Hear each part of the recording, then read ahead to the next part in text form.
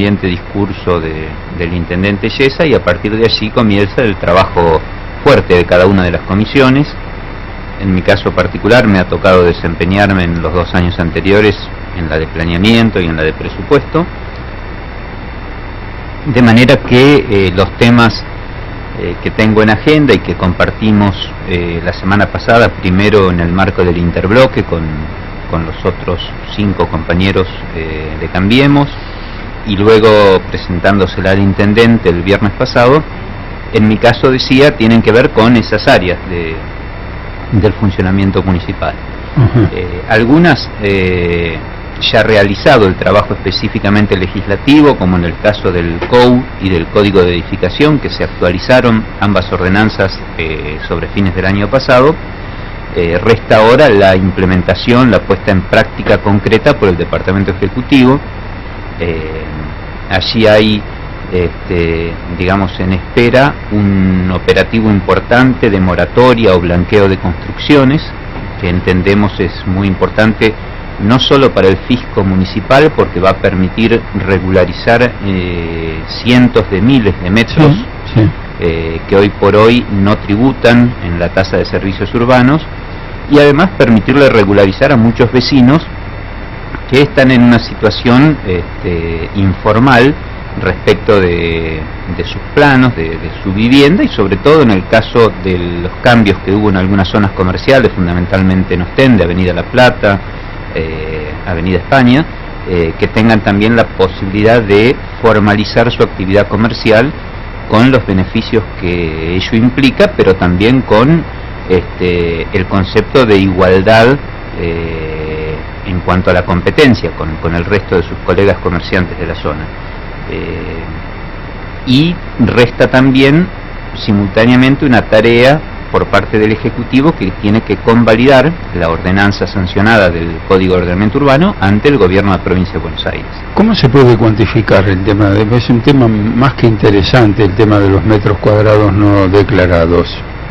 Mirá, Pinamar, a diferencia de otros municipios, desde la sanción del Código Viejo que nos regía hasta fines del año pasado, transcurrieron 30 años y nunca había hecho un operativo masivo de reempadronamiento de viviendas. Lo hacen habitualmente la mayoría de los municipios del país y de la zona. Mar del Plata mismo está terminando un operativo que lo tuvo vigente a lo largo del tiempo por alrededor de un año, y bueno, naturalmente es importante corregir los desfasajes que se produjeron. Por supuesto, como toda moratoria tiene una base de injusticia, al igual que cuando uno hace moratorias de tributos, sean de orden municipal, provincial o nacional, quien está en regla siente que, digamos, los beneficiados son quienes no habían hecho las cosas como se debía. Pero también es cierto que cada 30 años, en este caso, dar oportunidad de regularizar situaciones, no sin una multa, pero sí estableciéndola con carácter por única vez, en vez de multa continua, como preveía el código en estos casos, el código de faltas. Bueno, nos parece que va a ser un incentivo importante, y a partir de allí sí, como se sancionó una reforma del código de faltas que va a imponer multas muchísimo más onerosas a partir de que termine el blanqueo, para las nuevas infracciones que allí se produzcan, la idea es que tengan un monto tal que sea absolutamente disuasiva en cuanto a que no va a convenir económicamente realizar la multa con algún eventual beneficio de índole comercial para alquilar un departamento de más que se construyera y demás, sino que lisa y llanamente ante ese costo lo mejor va a ser proceder a la demolición, para evitar justamente la desigualdad en el cumplimiento de la norma, ¿no? Este es un poco el criterio. Cuando hablamos de blanqueo, ¿hablamos también de fiscalización o esto es espontáneo? En principio se abre un periodo de presentación espontánea. Por supuesto, seguido de esto, una vez que se cierre, va a haber un operativo muy importante de fiscalización que excede el funcionamiento habitual de la oficina respectiva, en este caso la de obras particulares, porque va a haber que verificar absolutamente todo el partido de Pinamar. En este caso el jefe de gabinete estaba pensando en algunas alternativas, como podía ser algún tipo de operatoria aérea, mediante drones, en fin, es un tema que está aún en estudio, en carpeta por parte del Ejecutivo. Esto, la provincia, con el tema del cobro de los impuestos que habitualmente realiza ellos, ¿no lo pueden cruzar los datos? No. Sí, de hecho, habitualmente se cruzan y muchos vecinos reciben una notificación de parte del municipio donde les aclaran que tienen un plano registrado ante el municipio por menor cantidad de metros que los que están tributando el impuesto inmobiliario, y que los invitan en ese caso a presentar el plano conforme a obra actualizado. Bueno, esto que se hace individualmente como una operatoria habitual va a tener ahora un cariz generalizado, y bueno, obviamente que es útil para el Estado cruzar datos entre sus distintos niveles, pensando fundamentalmente en igualar una base de datos para tomar decisiones sobre bases ciertas, ¿no es cierto? Esa es la idea en principio, y también entendiendo como una norma tributaria que cuantos más sean quienes tributen en condiciones regulares, bueno, obviamente no deberían aumentar los tributos, no recargarle al contribuyente cumplidor, no pescar en la pecera, como habitualmente se dice, ¿no? Sí. Hay casos y casos, Augusto, cuando me refiero a esto, yo digo, hay casos de gente que por ahí vulnera la ley y está en una situación, digamos, de precariedad, por decirlo de alguna manera, y hay otros casos que a lo mejor hay una actitud picaresca.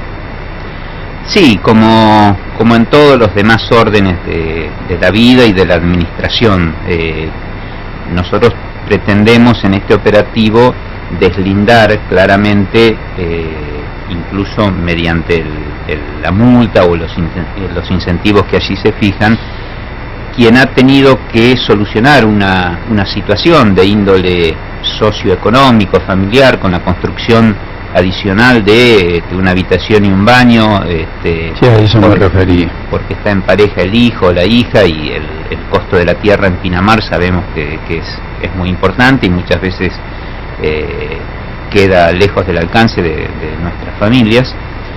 Separar eso, digo, de quien especula inmobiliariamente y en un sector donde puede construir 3 departamentos te construyó 4.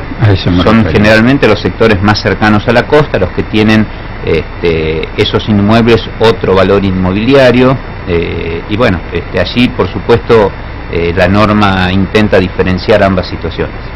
Bueno, la situación en el Consejo Deliberante al respecto de Claudio Galarza, me gustaría conocer tu opinión. Yo lo he dicho públicamente, fundamentalmente en sesión. Nosotros entendíamos que a partir de que tomó estado público, nos enteramos todos sobre fines de noviembre de esta situación que lamentablemente involucraba a un concejal de nuestro cuerpo. Bueno, lo que entendíamos correspondía, si bien era una decisión voluntaria del involucrado, era un pedido de licencia como para abocarse específicamente a su defensa, en el caso particular del concejal Galarza, y una vez dilucidada la situación ante la justicia, por supuesto, en caso que fuera eximido de esa responsabilidad tan grave que se le imputa, pudiera retornar a su banca sin ningún inconveniente. Hasta allí era una cuestión voluntaria que incluso mereció de parte nuestra, impulsada fundamentalmente por Mercedes Taurizano en los últimos días de su mandato, una comunicación que fue aprobada por unanimidad, incluso por el propio bloque que integra el concejal, pero que luego hizo caso omiso. Ahora, transcurrieron 3 meses, se produce un cambio fáctico o de hecho en la situación cuando el concejal sobre fines de febrero es detenido por orden judicial, y que si bien no constituye una prisión preventiva firme como prevé la ley orgánica de las municipalidades, se daba una situación de hecho que, estando privado de su libertad, por supuesto no podía concurrir a su lugar de trabajo habitual. Ello de por sí solamente hubiera implicado, a nuestro criterio, una suspensión provisoria hasta tanto se defina judicialmente la cuestión. Esa posición, que la sostuvimos en una sesión extraordinaria que solicitamos con este propósito, no fue acompañada por ambos bloques de la oposición, ni el bloque de Unidad Ciudadana ni el de Propin, por lo cual cuando se convocó a una sesión extraordinaria para el Día de la Mujer, justamente el 8 de marzo, y que constituía la cuarta falta consecutiva del concejal, por las razones que recién detallaba de su detención, hicimos notar esta circunstancia a la presidenta del cuerpo, a la señora Ferretti, en el sentido que se estaba incumpliendo también el reglamento interno del Consejo Deliberante. Allí hubo alguna suerte de reflexión por parte de algunos concejales, al menos del bloque de Propin, en cuanto a comprender que la situación estaba tomando otro cariz, y estamos a la espera de que definan una posición un poco más firme en caso que acompañen nuestra iniciativa. La intención es promover la suspensión provisoria, ¿no? En principio, por allí hubo un pedido de licencia del concejal Galarza, que por lo que tengo entendido, a partir del 3 de abril. A partir del 3 de abril. Sí, exactamente, es tal cual lo dice Javier. A nosotros nos tomó realmente como una tomadura de pelo a la comunidad, no ya a sus compañeros de trabajo, como en este caso somos nosotros, pues es público y notorio que no puede concurrir a trabajar, y que si realmente quería evitar toda esta situación de desgaste ante la opinión pública que se da, ¿no? Porque realmente tendríamos que estar hablando de otros temas de interés comunitario, y estamos abocados a dilucidar una cuestión que no encuentra un mínimo de reciprocidad al lado del bloque de la Cámpora. Nos parecía que lo lógico era pedir la licencia a partir de que se produce la fecha de su detención, el 27 de febrero, tengo entendido, 1 de marzo, pero nunca del 3 de abril. Realmente nos sonó a una tomadura de pelo. Hay toda una cuestión que se ha planteado por estos días en el Consejo Deliberante. Si bien te digo, es bastante mediocre últimamente todo lo que tiene que ver en términos de comunicación desde prensa del Consejo Deliberante. No entiendo muy por qué, porque no es buena la comunicación desde el HCD. Justamente una de las cuestiones que nosotros tenemos conocimiento es de que se ha planteado a la Asesoría General de Gobierno, si mal no tengo entendido, la posibilidad de si corresponde o no de que en caso de que no vuelva a Galarza asuma la señora Nora Ponce, o se especulaba con esta cuestión de utilizar la ley que tiene que ver con el 50% de género. No, en realidad, como salida a esta situación que decía dubitativa por parte de algunos de los bloques de la oposición, se planteó la consulta a la Asesoría General de Gobierno como un órgano, como su nombre lo indica, asesor en cuanto a los municipios, pero aclaro, porque siempre lo hace la asesoría, en el primer párrafo de su respuesta pone de manifiesto que su opinión no es vinculante respecto a la decisión que tome cada uno de los municipios que consulta.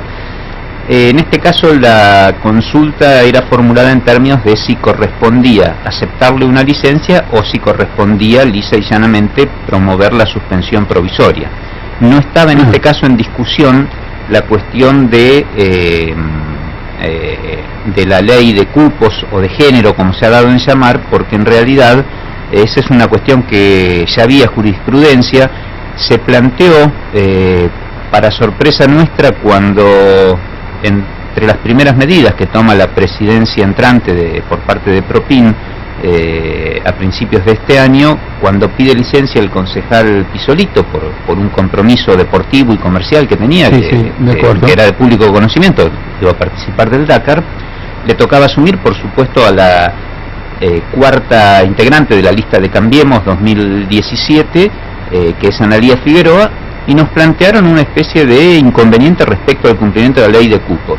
La ley de cupo está para la conformación de las listas, pero una vez que quedan conformadas, valga la redundancia, desde luego que el orden de prelación en cuanto a quién asume es el que quedó como primer suplente, cualquiera sea el sexo. Esto es una cuestión indubitable, pero que si ahora pretende volver a esbozarse, no va a tener demasiado andadura, ¿no? Yo tenía entendido que vacante de mujer subía una mujer y vacante de hombre subía un hombre, pero mira lo que te digo, ¿no? Incluso hay una cuestión respecto del momento de la aplicación, porque vos sabés que estamos hablando de concejales que fueron elegidos en el año 2015, mientras que la ley fue sancionada en el año 2016. Entonces hay toda una cuestión que algunos dicen no, la ley es aplicable a partir del año 2016, con lo cual no involucra a los concejales del año 2015, mientras que hay otros, por eso te preguntaba, que dicen que la ley de cupo lo que establece que es a partir de las vacancias que se produzcan. Hay toda una cuestión compleja respecto de todo esto. Sí, ¿querés hablar? Sí. Bueno, ¿cómo le has dado como tarea para el hogar? Sí, sí. Bueno, vamos a poner blanco sobre negro. La ordenanza 14.8, la ley provincial 14.848 que modifica la ley electoral, la 509, en su tercer y cuarto párrafo establece el tema de la vacancia, que es lo que estamos hablando acá. Cómo se debe realizar los reemplazos. Sí. Y en ese sentido, claro, dice taxativamente lo contrario a lo que afirma Augusto, porque lo que dice es que se debe respetar justamente esta composición integrada hombre-mujer. Por lo tanto, si la vacancia es de un hombre, debería ser sustituido por alguien de igual género. Esto dice la norma que tiene, repito, es del 4 de octubre del 2016, como decía por recién. En cuanto a la irretroactividad de la ley, ese es el otro tema. El tema de la irretroactividad de la ley es que las leyes rigen para el futuro. Es un principio jurídico innegable. Todas las leyes rigen hacia el futuro, excepto que la norma que lo diseña específicamente de esa excepción, pero habitualmente esto no se hace. Con anterioridad al 4 de octubre del 2016 y la elección de estos concejales fue en octubre del 2015, regía un decreto del año 97, el 539, en el cual el cupo que había establecido la provincia en ese momento, repito, por un decreto, no por una ley provincial, era del 30%. Pero el 30% no se conformaba 1. Claro, sí, era como... establecía un anexo en el cual específicamente establecía, de acuerdo a la cantidad de miembros que debían ser electos, cómo se debía realizar. Por ejemplo, si era uno, obviamente uno era distinto del sexo; si eran dos, era 1 y 1; si eran 3, eran 1, 1. Bueno, pero eso ya queda conformada la lista, ¿sí? No, pero eso es lo que se debía respetar también, en los reemplazos. ¿Qué quiero decir con esto? Que, y para redondear la idea, se debe respetar este tema del género en cuanto a los reemplazos. Como la norma es del 2016, y son 2 los que han sido electos, en este caso, siguiendo el decreto 539, no la 1448, que es la ley vigente a partir del 4 de octubre del 2016, debería integrarse 1-1-1-1. Sí, yo para no, digamos, extendernos en una discusión que es fundamentalmente técnica, sí, pero nosotros tenemos, digamos, dictámenes tanto de la Junta Electoral de la Provincia de Buenos Aires, que es el máximo órgano de Contralor en ese sentido, como incluso de la propia Asesoría General de Gobierno, en cuanto a la interpretación que de esto se hace, y es la que yo señalaba al principio. La ley habla de la conformación de las listas en el lapso que va desde las PASO hasta la elección general. Una vez electos, tanto en carácter de titulares como de suplentes, esa lista es inmodificable. Esto es digamos lo que ha informado oficialmente el gobierno de la provincia, incluso en algunos municipios que tuvieron esta situación previo a que se diera en nuestro caso. Pero más allá de esa discusión teórica, o que en definitiva tiene un efecto práctico, lo que quiero significar políticamente que igual es una discusión que excede al Consejo institucionalmente o a nuestro bloque en particular. Es una discusión interna de lo que en aquel momento se denominaba Frente para la Victoria. En todo caso, son integrantes de la lista electa en 2015, que la encabezó Galarza, le seguía Stanga, después Nora Ponce y creo que en cuarto lugar Solís. Que incluso vale también, ya que estamos hablando, haciendo un poco de historia, en ese momento el Frente para la Victoria, así como Cambiemos se regía por la Carta Orgánica del radicalismo y que sancionaba el sistema DONT para el reparto de cargos. Por eso yo fui segundo en la lista de octubre, cuando nos intercalamos con Rafael De Vito en primer lugar, por haber vencido la lista del PRO, a la que encabezaba yo como candidato a concejal en el radicalismo. El Frente para la Victoria tenía en su digamos en su competencia la Carta Orgánica del Justicialismo, que establece que el primer lugar para la minoría es el cuarto, así pierdas por un solo voto. Esto hacía que Stanga fuera en el cuarto lugar, no en el segundo, y por un acuerdo en el cual le hacen firmar el consentimiento a la señora Ponce, aparece Stanga segundo, de manera que es una discusión para nosotros absolutamente ajena, pero yo en algún momento se lo he recordado a Stanga, sobre todo en alguna discusión cuando él sostenía que Taurizano había de alguna manera manipulado un expediente. Le digo, el concejal es el que menos puede hablar porque él manipuló la voluntad popular alterando las reglas de juego con las que la gente había votado. Pero digo, más allá de esta cuestión histórica, bueno, es un tema que tendrán que resolver el propio bloque del Frente para la Victoria, pero sí, desde el punto de vista institucional, nosotros creemos que el Consejo no puede funcionar con un concejal menos, porque incluso, me lo dicen algunos abogados, hasta serían atacables jurídicamente algunas de las decisiones que tome el cuerpo, entendiendo que no está conformado por la totalidad de sus miembros. Fenómeno. Vamos a cambiar de tema. Hay algo que me parece sumamente importante. Nosotros hemos tomado conocimiento que hay un pedido de informes y no sé hasta qué punto también una presentación en la justicia respecto de la forma que se ha encarado la obra pública acá últimamente en Pinamar. ¿Tenés conocimiento de esto? No, ni de uno ni de otro. He escuchado un rumor en ese sentido, pero no hay, al menos no en el sistema del Consejo, hasta donde yo he visto, subido ningún pedido de informes en particular. Sé que algunos concejales y asesores de otros bloques han estado indagando en el tema. Nosotros en particular, desde el interbloque Cambiemos, no tenemos absolutamente nada que esconder, de manera que cualquier consulta que se haga al Ejecutivo se la trasladará al mismo. Yo adelanto mi opinión personal, descreo, al menos hasta el momento, porque si no sería otro el cantar, digo de mi posición personal, de cualquier tipo de acto de malversación de fondos por parte de ningún funcionario del Departamento Ejecutivo, específicamente en el área de obras públicas. Ahora, que después las cosas se puedan hacer con mayor o menor eficiencia, bueno, es harina de otro costal, lo podemos discutir.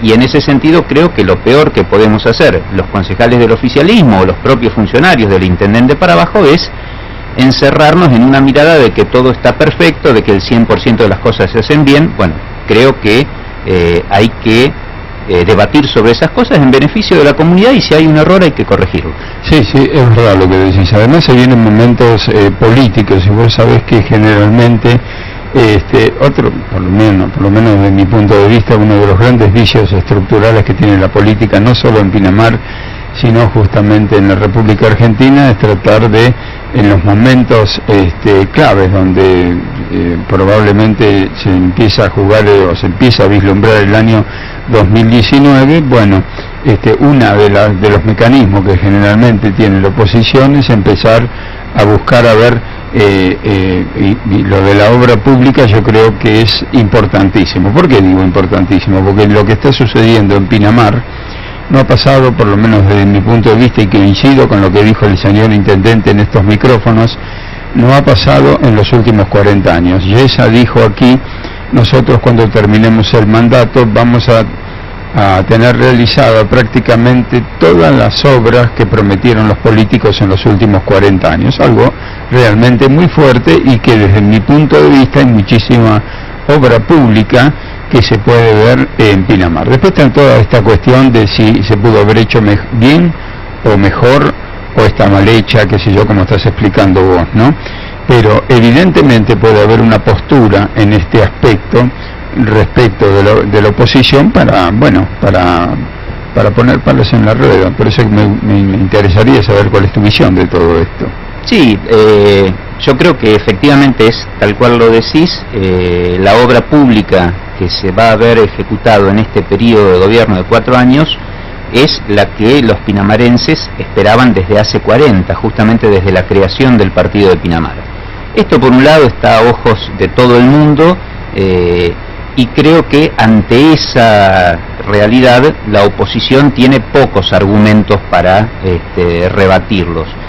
Lo que sí puede pasar es que el volumen de obra, que no es una cuestión de suerte, de ser afortunado, solamente de pertenecer al mismo signo político que el gobierno provincial y nacional, porque si no lo hubieran conseguido otros intendentes que también estuvieron alineados con la nación y la provincia. Lo que puede pasar es que ante semejante volumen de obra, el municipio no tuviera su planta técnica preparada para fiscalizar al 100% la totalidad de la misma. Y esto, que por un lado es positivo porque se logró la obra pública, como decíamos, más importante de la historia de Pinamar, por el otro nos tiene que hacer redoblar el esfuerzo para que si algunas cosas, algún error se cometió, se pueda corregir de aquí en adelante. Es una cuestión, entiendo, de detalles, no hace al fondo de la cuestión. A mí me gustaría que no pasaran, por supuesto, pero digo, es entendible dada la situación en la que estaba el municipio y en la cual no es fácil tampoco la contratación de nuevos profesionales. Hay una planta importante que hace que se lleven ingentes esfuerzos del presupuesto municipal en esa área, en la de los sueldos, y que a veces dificulta la contratación de nuevos profesionales, como sería un inspector de obra y demás.